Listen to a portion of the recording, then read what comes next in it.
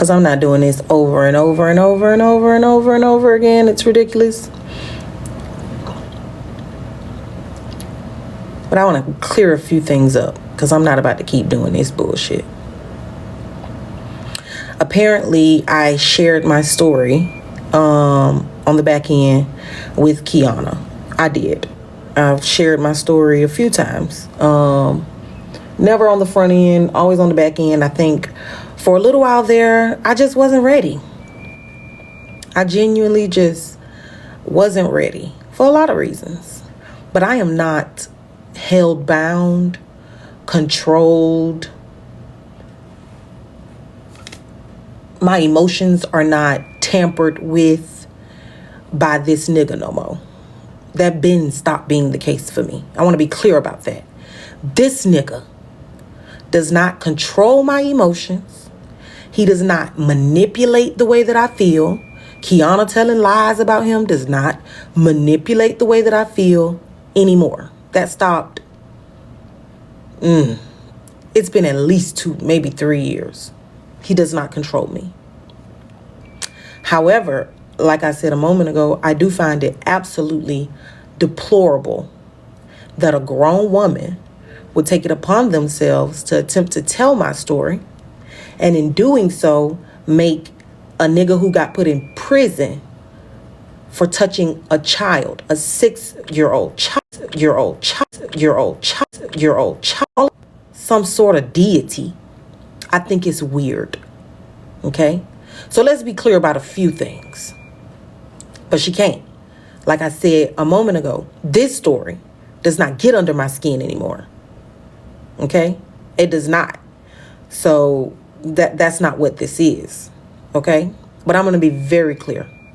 Because apparently I wasn't clear enough.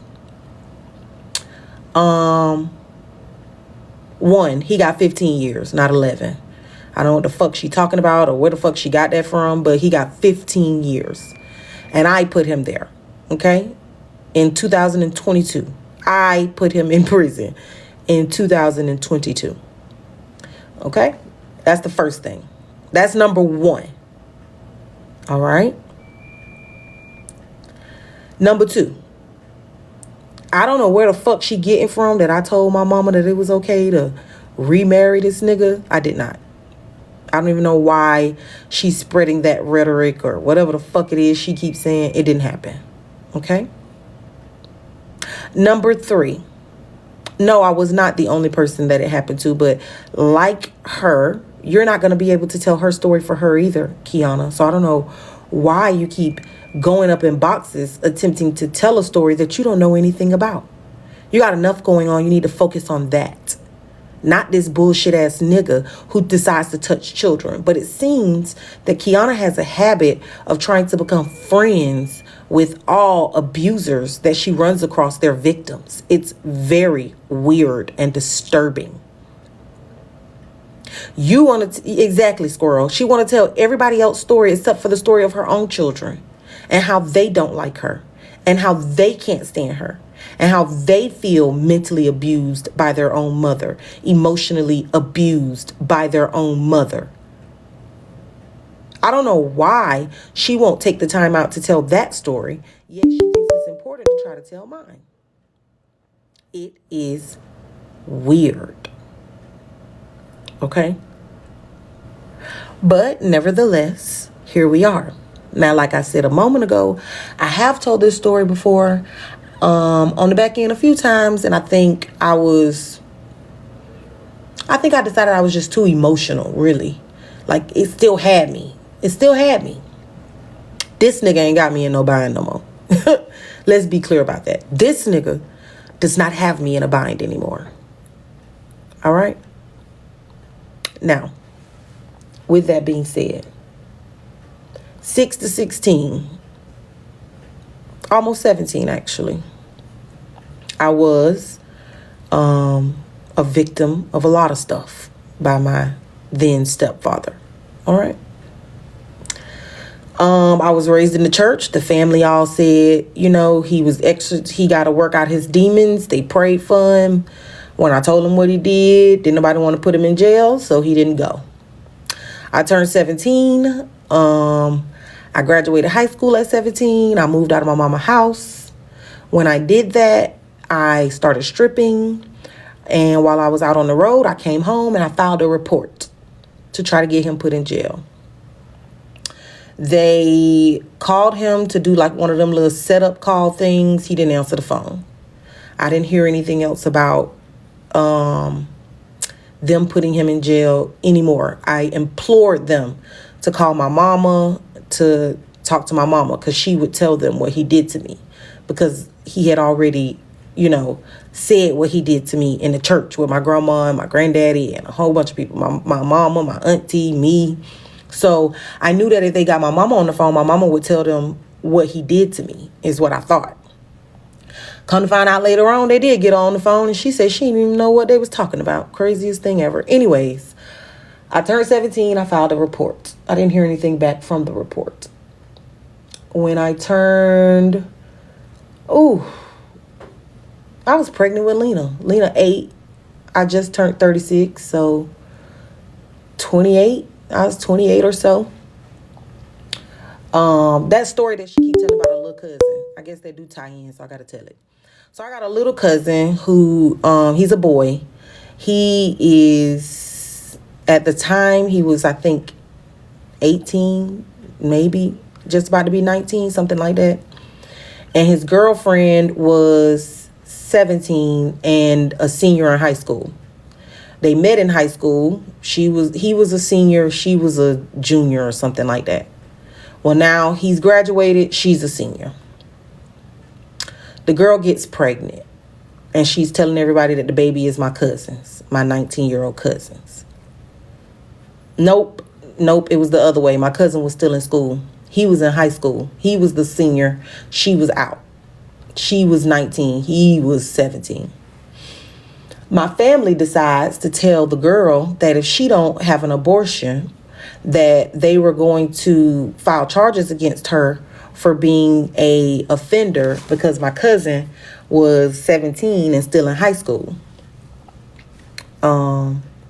So I reached out to my mama when I found out about it, and I told her, I was like, did you hear that our family is saying that they're going to press charges on this little girl? This is weird. And she was like, yeah, I heard. And I said, so if you heard, can you tell them to stop? This is ridiculous. Why would we be threatening her? That doesn't make any sense to me.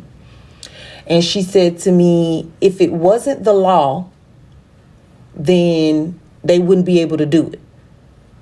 Like, if the law didn't say it, then they wouldn't be able to do it. So as long as it's the law, it's right.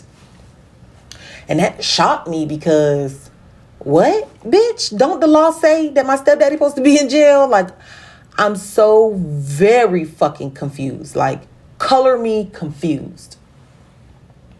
So I I was actually working at a prison back home. And I worked night shift. So when I called my mama, it was like 7 a.m. And I was headed home from work. And I stopped at the sheriff's office. As a matter of fact, we was in the middle of COVID. So I couldn't even go inside the sheriff's office. I just had to stand outside and wait for an officer to come out. And I explained to the officer that when I was 17, I came up here and I filed a report and nothing ever got done. So I want to know, what is it that could be done, because my stepdaddy supposed to have been in jail and it's the right thing to do. That's what my mama said, that if it wasn't the law, like if it wasn't the law, then it wouldn't be the right thing to do. So it got to be the right thing to do to put his ass in jail, right? Like, I'm confused as to how I've been sitting next to you this whole time and you making excuses for this nigga. But now when it's my cousin, you want to try to put this little girl in jail. So the police officer asked me for my name. He asked me to write another report because he said he couldn't find mine. And I did. I wrote another report, gave him all of my information that I put on the first report that I could remember, because it was like 10 years before that, 11 years before that.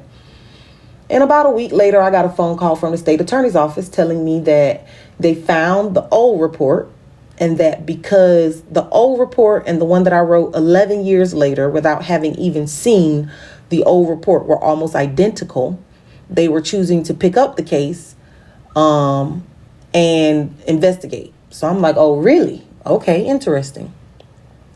Of course, they reach out to my cousin and all the people that I named and all the things, and my grandma and my granddaddy, and they basically end up putting his ass in prison because, of course, he did just what the fuck I said he did. So I'm not sure where Keyona is getting the rest of her bullshit ass story. I don't know where it's coming from or why she keeps telling it, but it's untrue. He was looking at 4 life sentences and took a plea deal. It took him about a year. We went around in circles for maybe a year and a half. And then eventually he took a plea deal because he was looking at 4 life sentences, 2 for me, 2 for my cousin. Because we both were underneath the age of 12. His information is right here on the screen. You're free to go and pull it up. I don't have a reason to lie. So the 15 years was the plea deal. As a matter of fact, I was asked about the plea deal and what I was willing to allow him to take. And I told them that he took 15 years of my life. And so I want those back from him at a minimum. If we're not going to go for the gusto and put him in there for life, if you're going to offer him a plea deal, the only thing that I'm okay with is the 15 years that he took away from me. And he agreed to the plea deal, and he took the 15 years that he took away from me, and he is currently locked up. Now, the whole thing about giving my mama permission. Let's go over that really quick. I was pregnant with Elena. This was a few months before the whole thing with my cousin, and I ended up going back to the police station.